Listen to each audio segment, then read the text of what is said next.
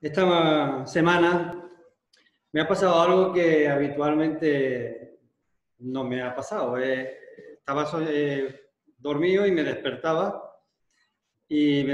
soñando con un capítulo y unos versículos de la Biblia. Me dormía, me volvía a despertar con el mismo texto. Y toda la noche me llevaba soñando con el texto. Así que por la mañana, cuando me levanté, inmediatamente fui a la Biblia a leer el texto, porque además no me acordaba de los versículos, simplemente me acordaba de Colosenses, capítulo 2 y versículos del 1 al 5. Me dormía, volvía los versículos a la mente.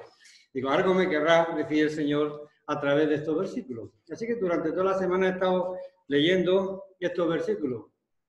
Y al final he descubierto que el Señor quería hablarme a mí y a cada uno de nosotros. El Señor siempre utiliza medios y en esta ocasión pues ha sido llevarme a estos versículos a través del sueño. Así que me gustaría que un hermano o una hermana leyera el capítulo 2, los versículos del 1 al 7, en vez del 1 al 5.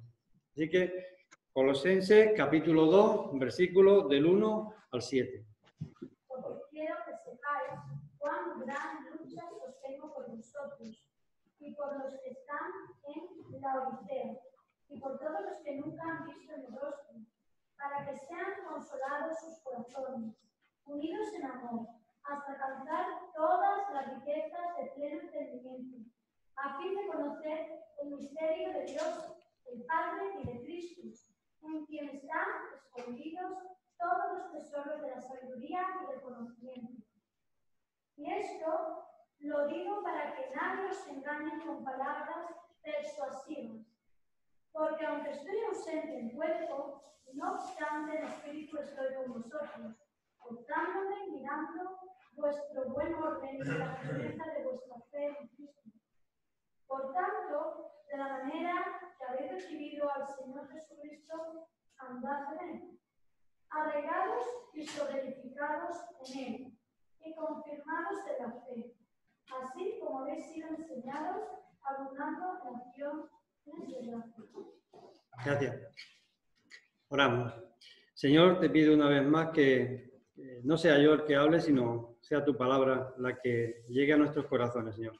Que el Espíritu Santo, Señor, nos ayude a entender cada uno de los textos, Señor, y podamos ponerlo en práctica a través de su poder. En el nombre santo de Jesús.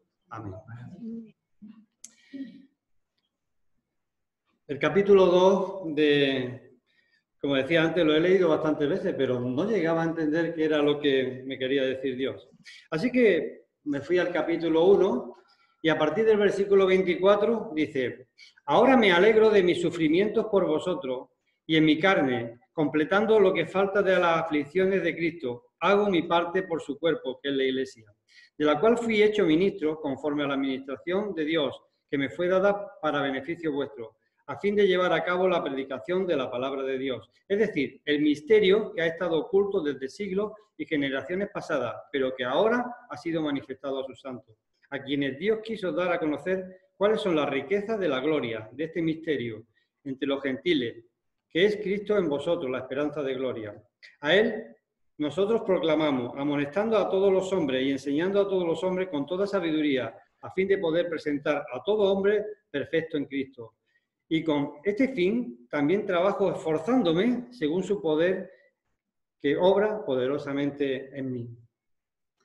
Me llamaba la atención este texto y estaba analizando y me di cuenta de una cosa que no había tenido en cuenta al principio. Y es desde dónde estaba escribiendo Pablo esta carta. Pablo estaba escribiendo esta carta desde la cárcel. Iba a ser enjuiciado y posiblemente llevado a la muerte. Y la sensación que yo tenía era de que Pablo se sentía como el pastor enjaulado. El pastor que quiere ayudar, pero tiene las manos atadas. Que no puede hacer nada. Y sabéis cómo era Pablo.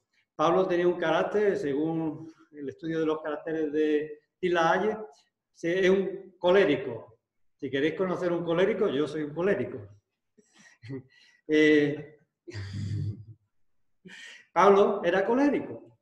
Él estaba deseando de ir allí a las iglesias que estaban alrededor del río Lico y poder, de alguna manera, cara a cara, rebatir cada una de las circunstancias que se estaban allí. Los gnósticos estaban llevando falsas doctrinas a Colosa, a Hierápolis y también a la Odisea. Y él estaba enjaulado. Él no podía hacer nada. Así que por eso comienza el capítulo 2 diciendo, porque deseo que sepáis qué gran lucha, qué contienda tengo por vosotros y por los que están en la Odisea y por todos los que han visto, a todos los que no me han visto en persona. Así que vemos que Pablo se siente imposibilitado para hacer cosas que desearía de todo corazón hacer. El que quisiera, como decía antes, estar cara a cara, rebatiendo y ayudando a los hermanos a tener suficientes argumentos para luchar con aquellas circunstancias que se estaban dando en cada una de estas iglesias y que estaban haciendo que algunos fueran confusos, estuvieran confusos con respecto a lo que habían aprendido de la palabra de Dios, de lo que le habían contado y cómo habían aprendido ese misterio del que está hablando Pablo. Así que, viendo estos versículos anteriores, nos damos cuenta de que en el corazón de Pablo estaban esas iglesias y cada uno de los hermanos que las componían. Así que la palabra que utiliza aquí dice, porque quiero que sepáis gran lucha o contienda. La palabra en griego es agón. ¿Con qué asociamos agón? Una palabra sería agonía. Así que Pablo está en angustia, está padeciendo profundamente en su interior. Tiene un padecimiento intenso, una angustia intensa, porque quisiera estar, pero no estaba. Así que él tiene que realizar una lucha diferente. ¿Qué lucha creéis que puede hacer Pablo? Que está enjaulado, literalmente, está en la cárcel. Y que no puede ahora ayudar a los hermanos que están pasando por una situación en la que el propio Pablo cree que es imprescindible, cree que es necesario estar. Me gustan las palabras con las que termina el capítulo 1, dice, y con este fin también trabajo esforzándome según su poder que obra poderosamente en mí. Pablo tenía que aprender una lección. Y quizás nosotros tengamos que aprender esa lección. Los responsables de las iglesias, ancianos, pastores, a veces pensamos, igual que Pablo, que la obra es nuestra y que si nosotros no estamos encima y haciendo exactamente todo lo que creemos que nos pasa por nuestra mente, que es lo bueno delante de Dios, pensamos que la obra va a desaparecer. Pero la obra es de Dios. Y Pablo tenía que entender esto. Y cada uno de nosotros tenemos que entender esto. La obra es de Dios.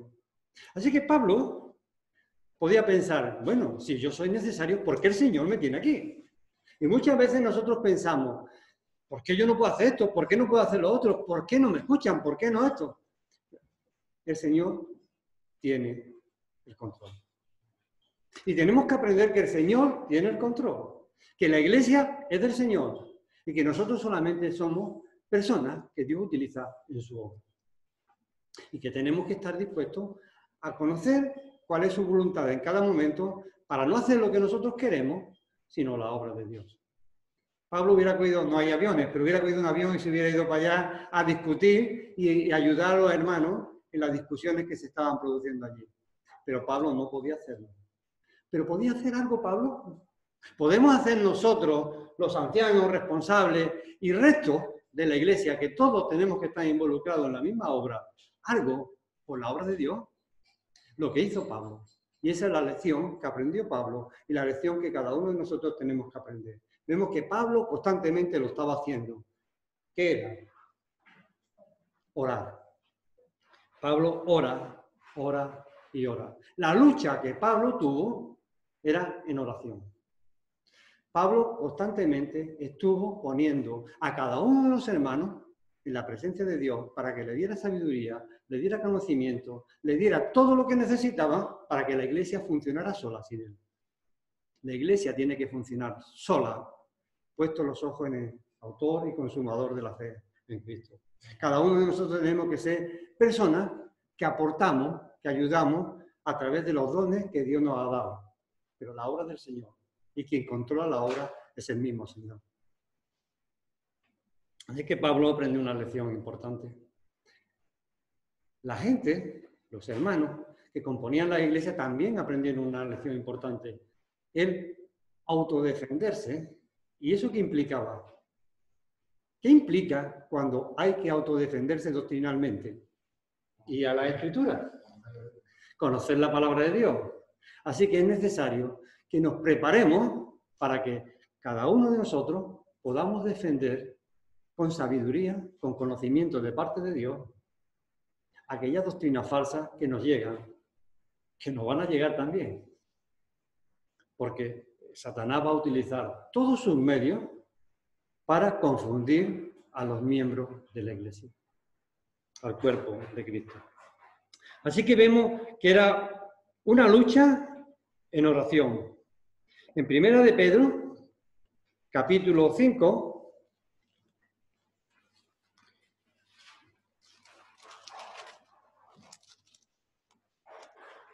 si alguien anda más rápido que yo, que lo lea. Primera de Pedro, capítulo 5, versículos 6 y 7.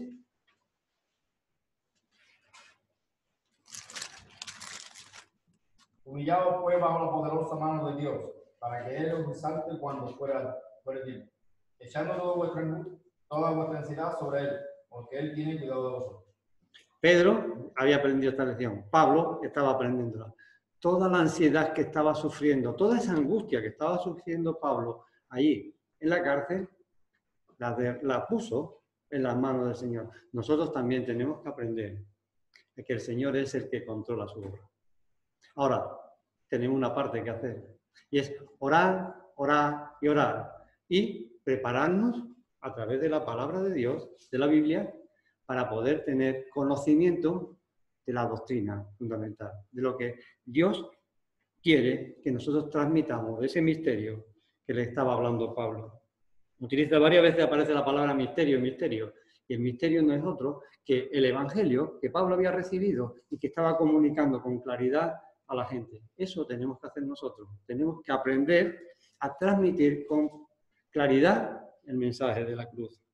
Así que vemos que tenía una lucha en oración, pero tenía una doble lucha.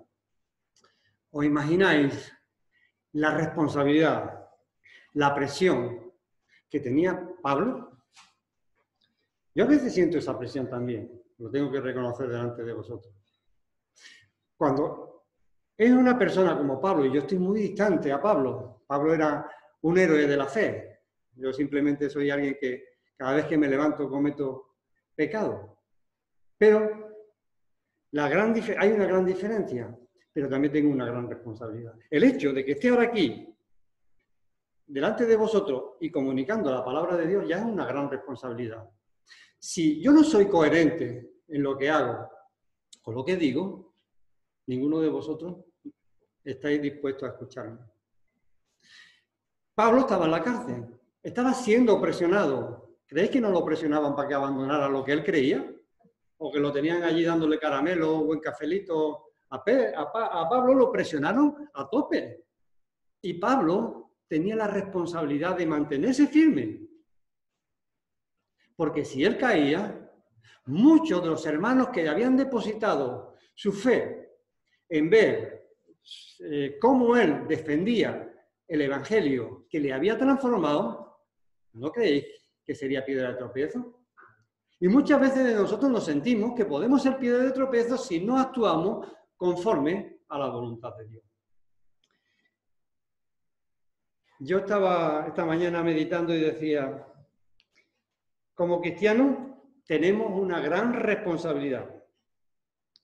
Todo lo que hacemos tiene consecuencias. Asumir la responsabilidad de decir que uno es cristiano, solo puede asumirlo el que es cristiano. No lo he copiado, es algo que pensaba. O sea, solamente puedo asumir que soy cristiano porque soy cristiano. Porque si no fuera cristiano, yo no tendría el Espíritu Santo. Y si no tengo el Espíritu Santo, yo no tengo poder para ser coherente con lo que la palabra de Dios demanda de mí. Con lo cual, tengo que humillarme delante de la presencia de Dios y decirle, Señor, necesito el poder del Espíritu Santo para actuar conforme a tu voluntad. Si confiamos en nuestras propias fuerzas, el enemigo nos va a vencer. Pero es que el que no es cristiano no tiene el Espíritu Santo. Por tanto, no puede vivir una vida como cristiano, porque le falta ese poder. Y a veces cometemos un error, hermano. Vienen personas que han oído de Cristo, pero que todavía no han creído en Cristo hasta el punto de que han recibido el Espíritu Santo. Y les pedimos que vivan vidas coherentes como cristianos. Si no lo son y no tienen el Espíritu Santo, no pueden. Necesitan, primeramente, reconocer que Jesucristo es el Señor, recibir el Espíritu Santo y después tendrán capacidad y poder de parte de Dios para poder actuar conforme a su voluntad. Así que tenemos que aprender esta lección. No pedirle a personas que no son creyentes que vivan como creyentes, sino transmitirle con claridad el mensaje de salvación para que pasen de muerte a vida, reciban el Espíritu Santo y puedan actuar como verdaderamente son creyentes. Ahora, los creyentes no tenemos excusa. Tenemos que arrodillarnos constantemente delante de la presencia de Dios y hacer como Pablo, pedirle que Él tome el control. Así que este primer versículo hablaba más de Pablo que de la iglesia. Pablo se encontraba como enjaulado, con necesidad de ir, pero al mismo tiempo aprendiendo a depender de Cristo, a depender de Dios. Y tenemos que aprender a depender de Dios. Oración y estudio de la palabra. Oración y estudio de la palabra. Eso aumentará nuestra fe y el Espíritu Santo tomará de nosotros y hará conforme a la voluntad de Dios. Sigue diciendo, y lo voy a leer en una versión diferente. Voy a leer del 2 al 7 en una versión diferente. Lucho para que sean confortados sus corazones, o vuestros corazones, para que estén unidos en amor, para que alcancen toda la riqueza de capacidad total para tomar la decisión correcta en cualquier situación. El conocimiento de la verdad que solo pueden conocer los que pertenecen a Dios. Quiero decir, la verdad de Cristo, en quien están escondidos todos los tesoros de la sabiduría y el conocimiento. Digo esto para que nadie os conduzca a error con razones persuasivas, siguiendo un razonamiento falso, porque aunque estoy lejos de vosotros físicamente, estoy con vosotros en espíritu, alegrándome cuando veo que seguís en vuestros puestos y que es sólida la fortaleza de vuestra fe en Cristo. Así que, como habéis recibido a Jesucristo como vuestro Señor, vivid en Él toda vuestra vida. Manteneos firmemente arraigados y edificados en Él. Seguid estableciendo más y más firmemente en la fe, como se os ha enseñado, rebosando en acciones de gracia. Aquí tenemos una oración de Pablo. La iglesia, y está hablándole a la iglesia de Colosa, pero también al resto, a Hierápolis, a la Odisea, y le está diciendo cuáles son las señales de una iglesia fiel y viva. Así que tenemos que aprenderlo también nosotros, que queremos ser una iglesia fiel y viva aquí en San Juan del Puerto.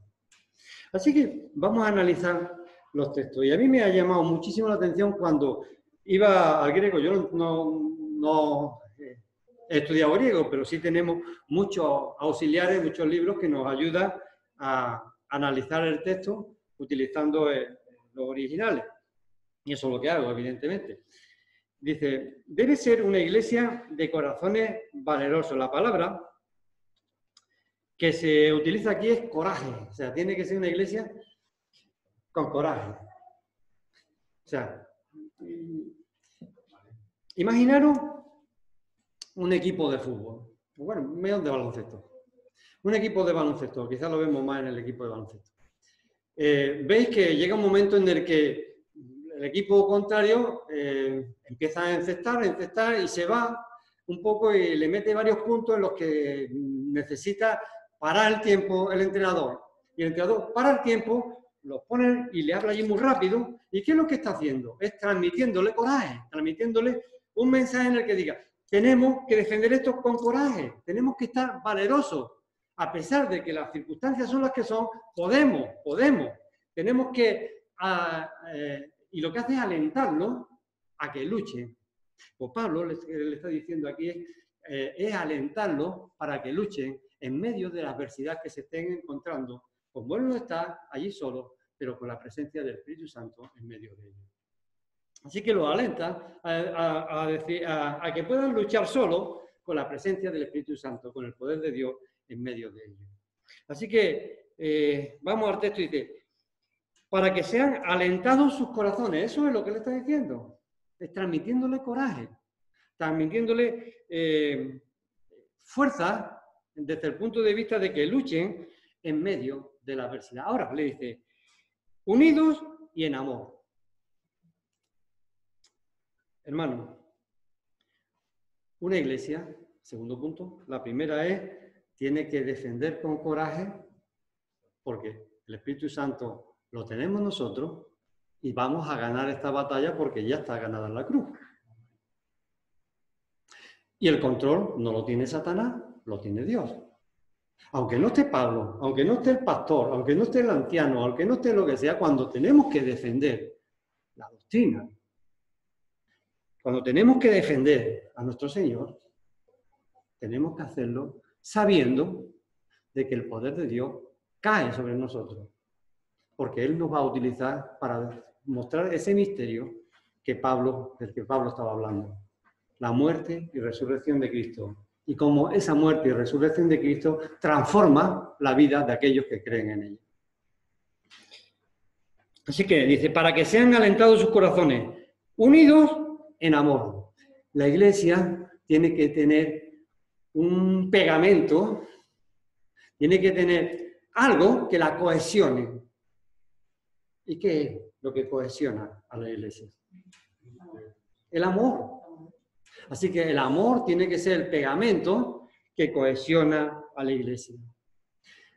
¿Cómo podemos demostrar de que verdaderamente hay amor a Dios? Cuando hay amor entre nosotros. Es más, si no hay amor entre nosotros, es que verdaderamente no amamos a Dios. Eso dice Juan. Así que mostramos al mundo de que amamos a Dios cuando nos amamos a nosotros, pero nos mostramos a nosotros mismos que amamos a Dios cuando realmente somos capaces de amar al hermano. La prueba del algodón de que amamos a Dios es que somos capaces de amar al hermano que nos parezca más pesado de la iglesia, o que nos parezca la palabra que podáis ponerle. El amor es el pegamento, el que cohesiona a cada uno de los miembros de la iglesia y lo que hace que podamos estar constantemente dándole la gloria y la honra a Dios. Así que no es necesario de que busquemos fuera, sino dentro tenemos los medios adecuados para poder glorificar a Dios. Y es amando al hermano, poniéndolo como mínimo en el mismo sitio que nosotros estamos. Así que debe ser una iglesia que los miembros utilicen ese entretejido, ¿no? Que es el amor.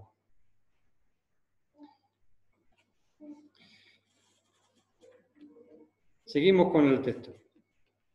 Para que sean alentados sus corazones y unidos en amor, alcancen todas las riquezas que proceden de una plena seguridad de comprensión, resultando en un verdadero conocimiento del misterio de Dios, es decir, de Cristo. ¿Qué sacáis aquí? ¿Qué sería el siguiente punto? El siguiente punto es el conocimiento profundo de la palabra de Dios.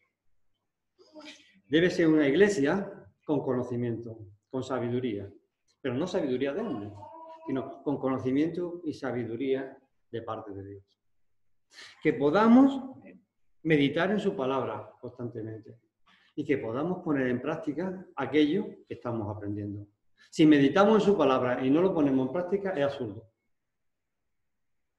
Ahora, si pretendemos poner su palabra en práctica sin el poder del Espíritu Santo, también es absurdo. Así que necesitamos el poder del Espíritu Santo y el conocimiento, por tanto, de la palabra. Y así haremos la voluntad de Dios.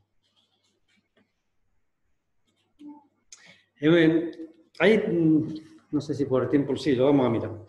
La palabra que se utiliza aquí es sinesis en griego. Y se traduce por entendimiento. Sinesis es lo que podríamos llamar conocimiento crítico o discernimiento. O sea, la palabra aquí es, la Iglesia tiene que estar dispuesta, estar preparada para discernir. Y le estaba diciendo a la Iglesia de Colosas. Tenéis que tener discernimiento. Tenéis que saber, conocer lo que os llega. Así que la palabra esa es sinesis. Pero utiliza otras dos palabras más en griego, que es sofía, de ahí viene filosofía y todo esto, y también genosis, o sea, la genosis. Voy a decir directamente, voy a leer lo que es una y otra. Estas dos palabras no son meramente sinónimas, hay una diferencia entre ellas. Genosis es la capacidad casi intuitiva e instintiva de captar la verdad cuando la vemos o oímos, de reconocerla. Pero sofía es la capacidad de confirmar y respaldar la verdad con un razonamiento sabio e inteligente, una vez que se ha captado intuitivamente. Por tanto, genosis es la capacidad de captar la verdad y sofía es la que capacita a una persona para dar razón y esperanza que hay en ella. Así que tenemos que tener discernimiento, tenemos que tener capacidad para aprender y también capacidad para mostrar, ¿no? Para transmitir. Así que las tres palabras las está utilizando aquí Pablo. Así que eso se nos pide como iglesia y eso se nos pide a cada uno de nosotros como miembros. Esa intuición de qué es lo que viene, el conocimiento a través de la palabra y el conocimiento también para defenderte con la palabra. ¿Me explico? Pues las tres aparecen aquí. Así que, para que sean alentados sus corazones y unidos en amor, alcancen todas las riquezas que proceden de una plena seguridad de comprensión. Plena seguridad de comprensión, resultando en un verdadero conocimiento del misterio de Dios, es decir, de Cristo. Definitivamente, es Cristo en el que tenemos que poner nuestra vista. Es a Él al que tenemos que conocer. Es ponerlo en el lugar concreto para que nosotros también seamos capaces de detectar, de intuir cómo actuaría Él en el sitio en el que nosotros estamos. Nos quitaría muchos dolores de cabeza el solamente hacernos una pregunta. ¿Haría Cristo esto en mi lugar? ¿Estaría dispuesto Él a pasar por esto? O otra pregunta, ¿estoy glorificando a Cristo cuando lo hago? Y eso nos hace reflexionar.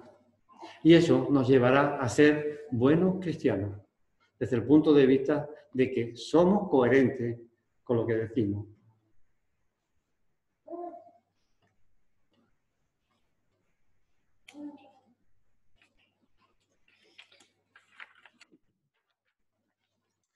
Así que ya vamos terminando. Hemos visto estas tres señales.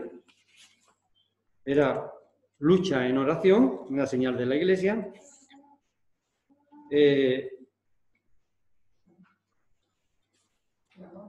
Perdón, me he despistado. Ser valeroso, el coraje, perdón, era la otra era el amor tiene que estar cohesionando a cada uno de los miembros que componen la iglesia. Y lo último, tenemos que estar capacitados, tener sabiduría desde esos tres puntos de vista. Discernimiento, capacidad de aprender y capacidad de exponer. Así que vamos ahora a las señales, ya como resumen, como conclusión de lo que hemos dicho. La verdadera iglesia debe tener poder para resistir las enseñanzas seductoras. ¿Y qué quiero decir con esto? Esto digo para que nadie os engañe con razonamiento persuasivo.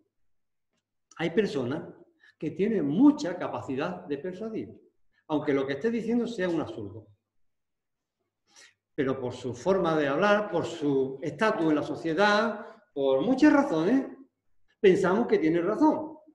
No es lo mismo que venga un doctorado en 7 ciencias y nos cuente algo a que venga una persona que quizás le cueste leer. Parece que el doctorado no es lo que está diciendo es verdad, porque si no, no hubiera conseguido tanto.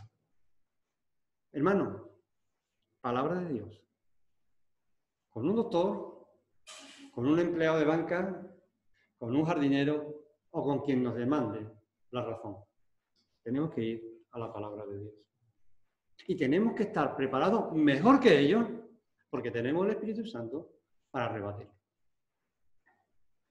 No podemos confiar en nuestras propias fuerzas. No podemos confiar en lo que un día leí, sino que cada día, constantemente, tenemos que ir a la palabra de Dios para que a través de ella consigamos lo necesario para defender cada día el mensaje de la cruz.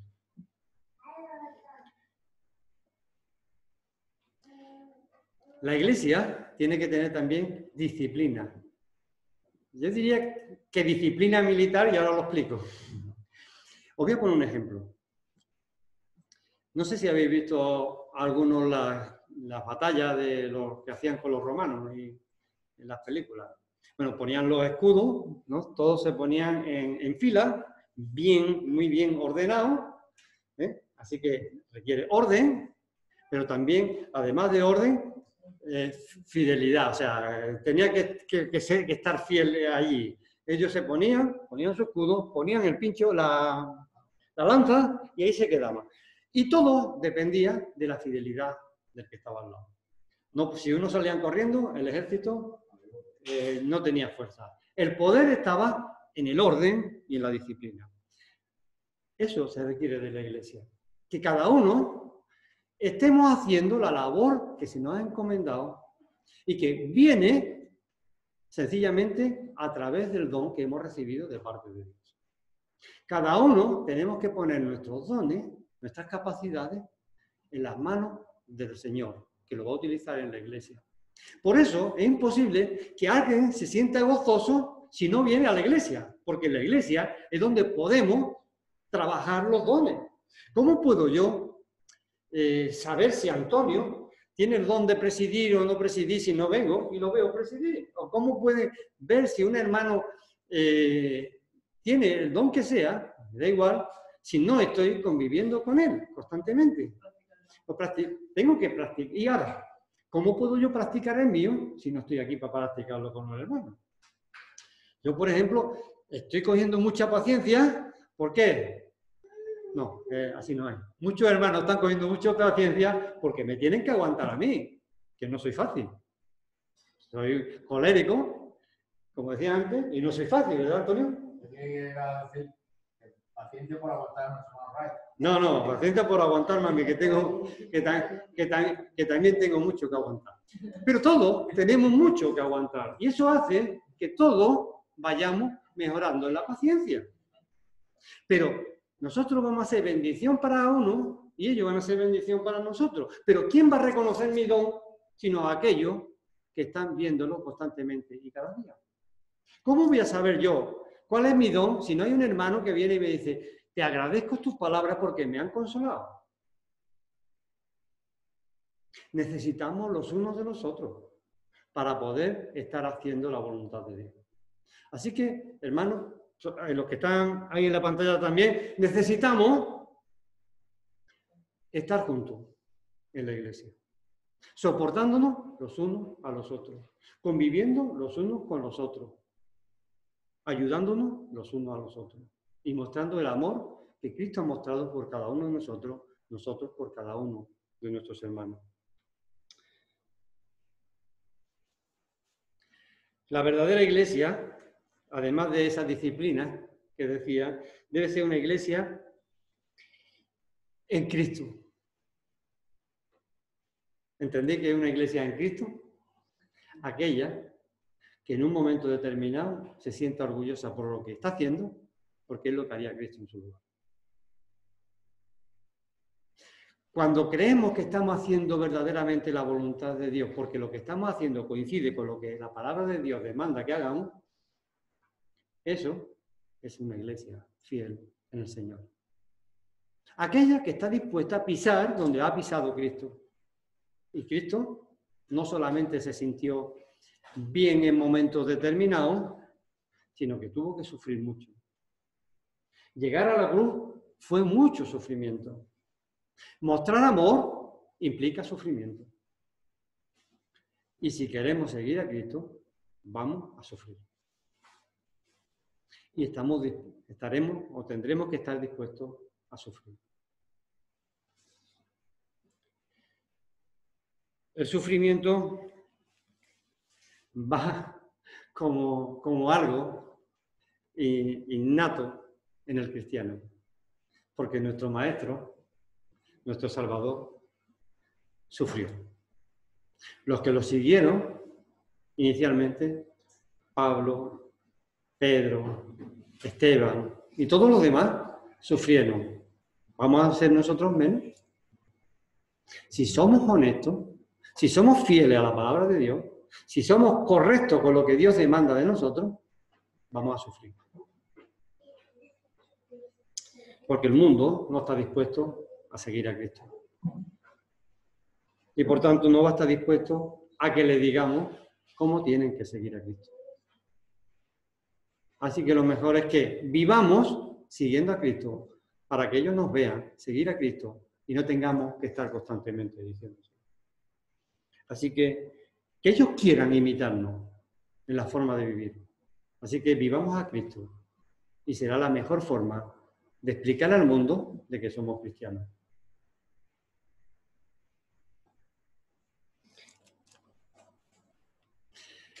Y otra de las distintivos es que la Iglesia se mantiene firme en lo que ha recibido.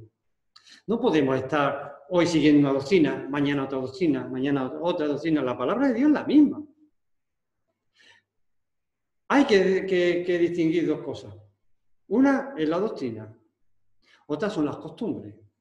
Las costumbres son cambiables, son adaptables al tiempo, son adaptables a las circunstancias. Aunque hay costumbres que son buenas y no deberíamos de dejar, pero son costumbres. No pongamos a la altura de la doctrina la costumbre, porque si ponemos a la doctrina, a la altura, la costumbre, a la altura de la doctrina, tenemos división de iglesia. Pero cuando la doctrina está en su sitio y las costumbres son cambiables, pues nos pondremos de acuerdo por amor para que todos nos gocemos en la presencia del Señor. Ahora, la doctrina no podemos cambiarla. La salvación es por la fe. Es necesario arrepentimiento. Todas esas cosas tenemos que tenerlas bien claras. Todo lo que es doctrina fundamental tenemos que tener bien claro. No podemos cambiar la palabra de Dios, por eso la tenemos aquí. Pero sí podemos cambiar aquellas cosas que son cambiables y que son adaptables al tiempo. Pablo lo hizo, cambió muchas cosas. Según la iglesia donde estaba, se adaptaba un poco a la civilización, a la situación, a la idiosincrasia de cada uno de los sitios. Y por tanto nosotros no podremos nunca estar en las mismas circunstancias que nuestros hermanos gitanos o nuestros hermanos de otra forma. Cada uno tiene una forma diferente de glorificar a Dios. Nosotros tenemos que encontrar la nuestra. Tenemos la nuestra. Bueno, la doctrina no cambiamos y adaptamos nuestras circunstancias o nos adaptamos a las circunstancias. Y por último, y aquí ya lo dejo, la iglesia tiene que ser algo que muestre constantemente la gratitud, porque por gracia somos salvos. Ninguno de nosotros ha pagado nada por su salvación. La iglesia ha costado mucho, pero lo pagó Cristo. Por tanto, tenemos que estar constantemente dándole la gloria y la gracia a Dios por la obra que ha hecho en cada uno de nosotros. Así que espero de que estos textos de Pablo nos ayuden a sentir por lo menos 3 cosas. En primer lugar, yo no soy imprescindible, pero sí soy necesario dentro de la iglesia para que mis hermanos puedan saber cuál es mi don, puedan beneficiarse de mi don y yo pueda beneficiarme de cada uno de los dones que ellos tienen.